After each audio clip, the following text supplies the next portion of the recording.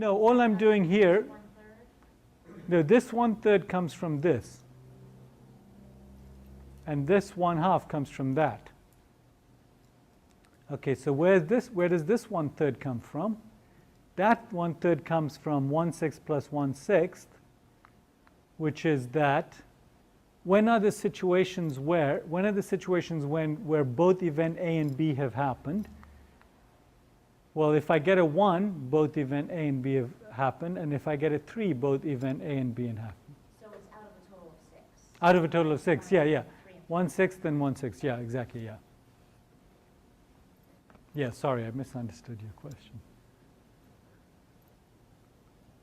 Okay, now, in a casual sense, we think of two events are independent if knowing that one event has occurred doesn't affect the probability of the other event, right? That means if rain did not depend on the month of the year, then you telling me that it's April would have no impact on my assessment of the probability of rain, right? If they were independent, then I wouldn't care whether it's May or June or July. So the conditional probability would, in that case, simply be equal to the unconditional probability. That is, the probability of A given B is just the probability of A. The probability of A given B is not affected, doesn't affect the probability of A. So that's the definition of independence. Okay? And so, of course, if you apply this to independent events, you get that if two events are independent, then the probability of their intersection is simply the product of the probabilities. Okay? So you could use this definition and this definition to derive that. Okay. Okay, let's talk about Bayes' theorem. We have 15 minutes, so we'll have just enough time to do Bayes' theorem and do an example of Bayes' theorem and maybe talk about probability density functions. Probability distribution functions. Okay. So say you have two events A and B. Obviously, these two events give rise to two other events, not A and not B. And as you've seen already, there's a way of denoting that. This is A complement or B complement. That means not A, not B. And this is specifically not A, not B. Same thing. Okay? So A and A complement, or A and not A, comprise a partition of the sample space. Now, so Bayes' theorem is concerned with how the probability, is concerned with expressing the conditional probability, that is the probability of B given A, in terms of the probabilities of the complements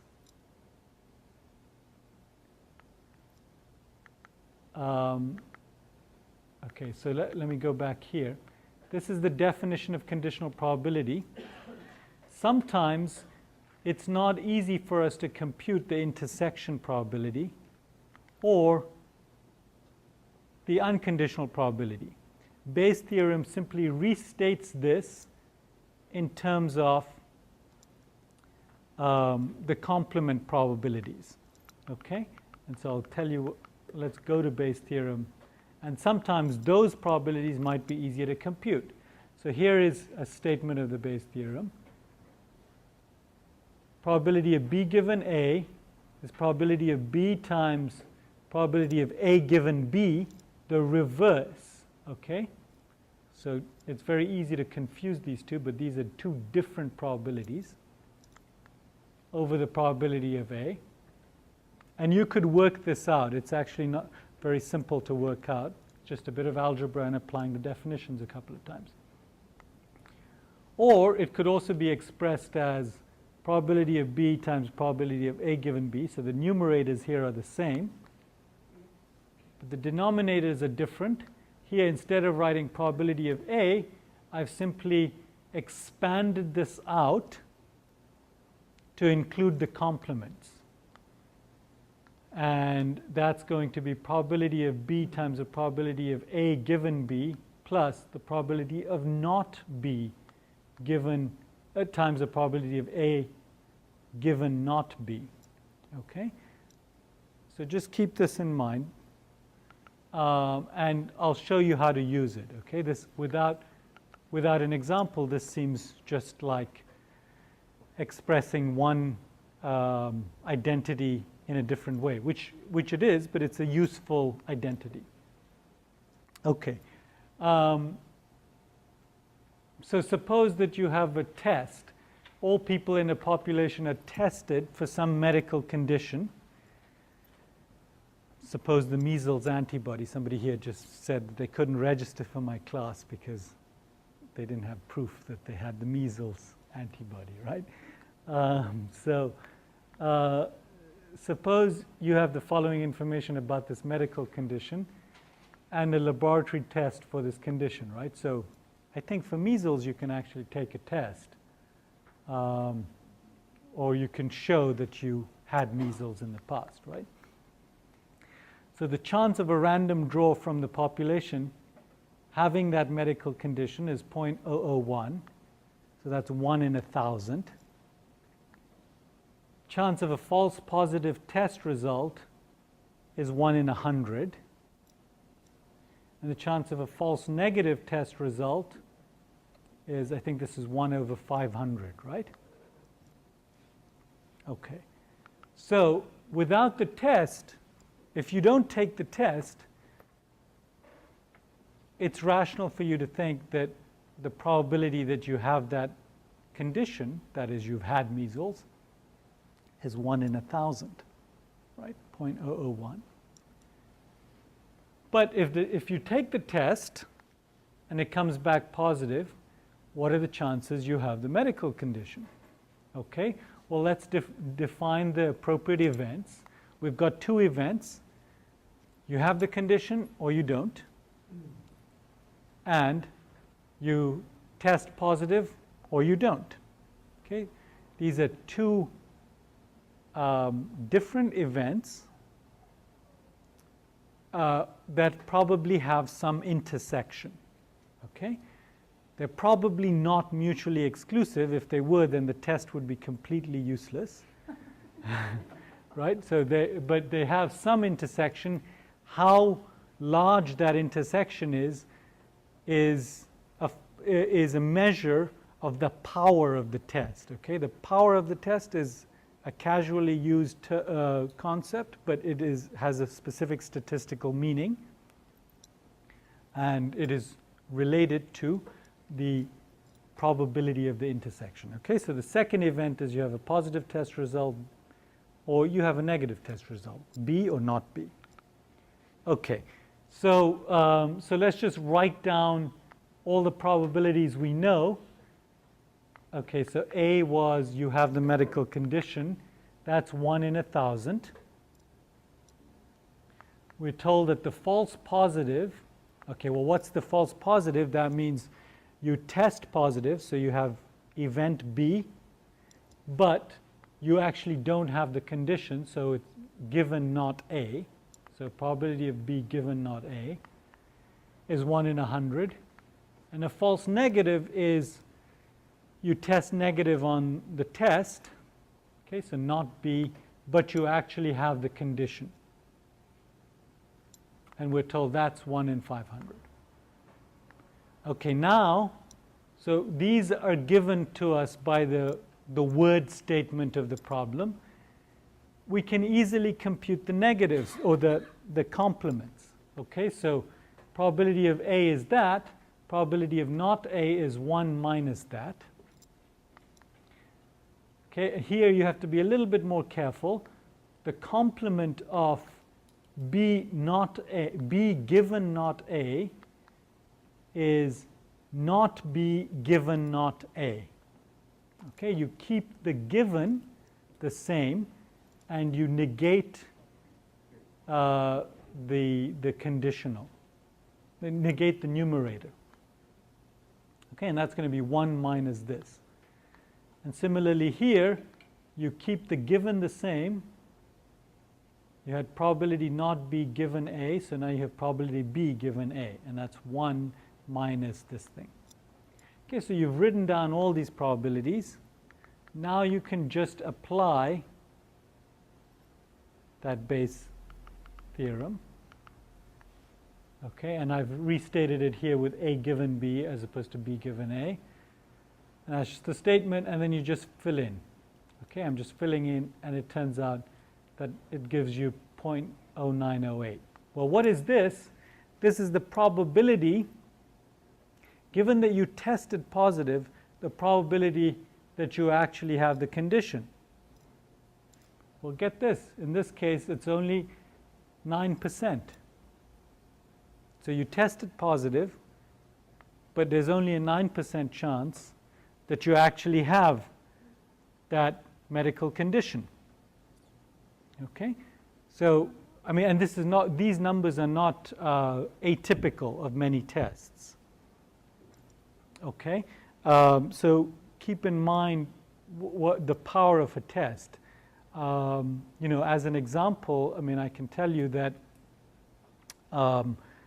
you know, we recently had to go through this test of where you, you know, if you're pregnant and you're over 35, then you have to take some test. I forget what it is, but some test that costs $2,000 that insurance pays for, which you know, tells you whether or not there is a high probability of having Down syndrome and so on, right?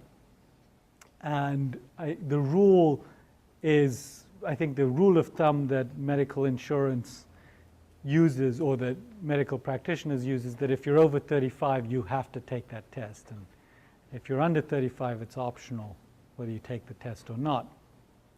And the way that they came out with that cutoff year 35, as I understand it, is that they plotted on an axis age. Okay, so they plotted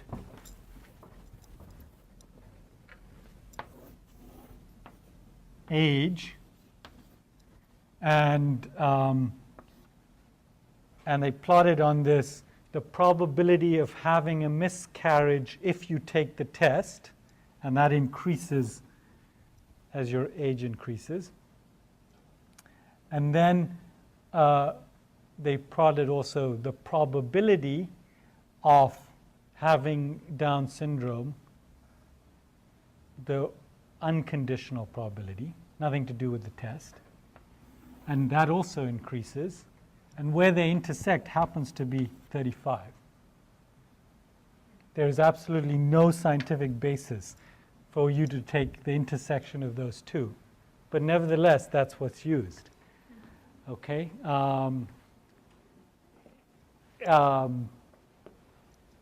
You know, it also has the nice feature that lots of people take the test, even though it might not be terribly powerful.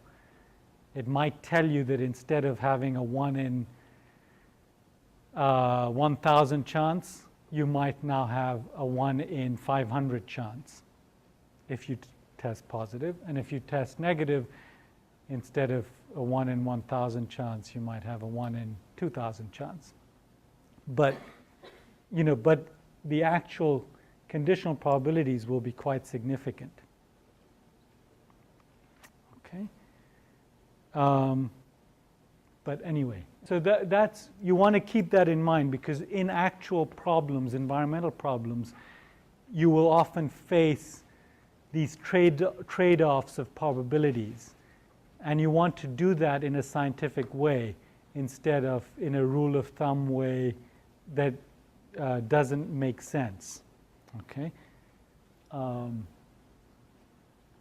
Okay,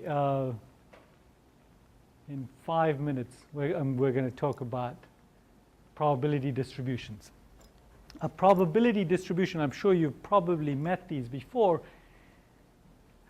is defined as follows. A random variable is a rule. Okay. Now remember, we first started this math camp by saying that a function is what? It's a rule that assigns a number to an input. So a random variable is a rule or a function that assigns a number to each possible outcome in a chance experiment. Okay, so suppose that the chance experiment is the roll of 2 dice. And each outcome that I care about is the sum of the 2 dice. So it could be from 2 to 12. And I have some rule or function that assigns a number to each of those. So I can get 2 in only one possible way, which is I get a 1 and a 1, and that has a probability 1 over 36, and so on. Okay, and the number 7 has the highest probability, 6 over 36. Okay, so this table, remember that a function could be specified by a table. This table is just the specification of that function or the specification of the random variable. The probability distribution function p of x is the function that assigns the number to each possible outcome. So it's the same as the random variable, such that the sum of all probabilities over the outcomes is 1. Okay? And there's some definition here. Okay, so where the little x's are all the different values, the different outcomes. Okay. If I'm talking about a continuous random variable, that is, I don't have some finite set of possible outcomes, but I have an infinite set of possible outcomes. My number x, my random variable x could be 1.1, 1.2, 1.27, 1.273, 1.2731, and so on. Then the continuous probability distribution is given by the indefinite integral from minus infinity to infinity of the function f of x, where f of x gives you the probability for an interval around x. Okay? The probability for any particular number is always going to be 0. But the probability for some small interval around x will be some positive number. Okay? Okay, so that is the probability distribution function, and you've probably met these. For example, this is the Gaussian probability distribution function.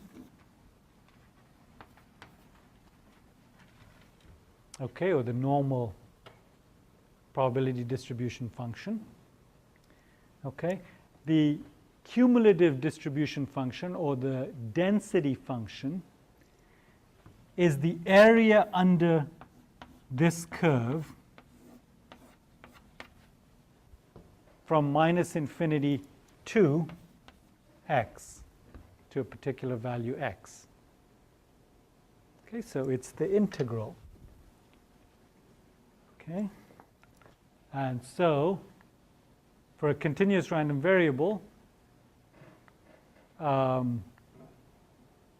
this is the indefinite integral, sorry. So that's the entire area. And I could take the definite integral, which would be from minus infinity to some number a. Okay? And for discrete random variables, it's just the summation of all the values that x, of all the probabilities for every value that x could take. Okay? That was a little fast, but we're going to meet these again when we do some statistics. Any questions? Perfect understanding? Okay. Thank you very much. I'll see some of you tomorrow. Okay, take care.